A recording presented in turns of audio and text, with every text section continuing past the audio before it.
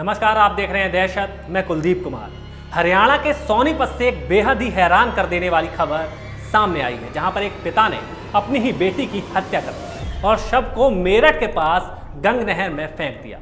Police ने आरोपी पिता को गिरफ्तार कर जेल भेज दिया है। हैरान कर देने वाली बात तो यह है कि पिता को बेटी की हत्या करने का कोई पछतावा नहीं है। मामला सोनीपत के राई थाना क्षेत्र के मुकीमपुर गांव का है। लड़की की मौत से पहले का एक वीडियो भी सामने आया है, जिसमें वह कह रही है कि अगर मेरी मौत हो जाए तो इसके लिए मेरे पिता, भाई और उसके दोस्त जिम्मेदार होंगे।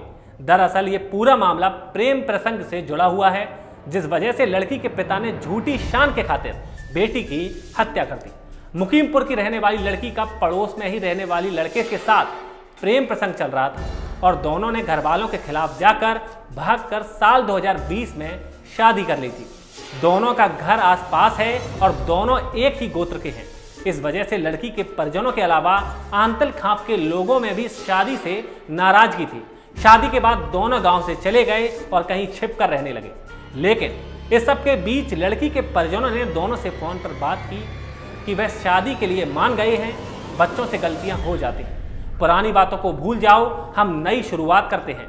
और परिजनों ने दोनों को वापस घर आने के लिए कहा। इसके बाद दोनों सावधानी से घर वालों से बात करने लगे। इसके बाद लड़की के पिता विजयपाल ने 6 जुलाई को बेटी को फोन किया और कहा कि 7 जुलाई को उनका जन्मदिन है, तुम दोनों जन्मदिन मनाने के लिए घर पर आ जाओ।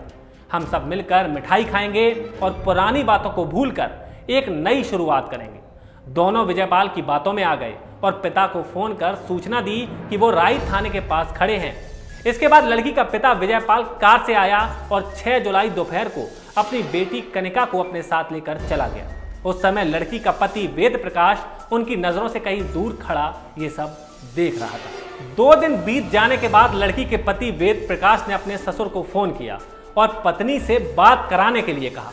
इस पर वेद प्रकाश से कहा गया कि अभी कनिका सो रही है।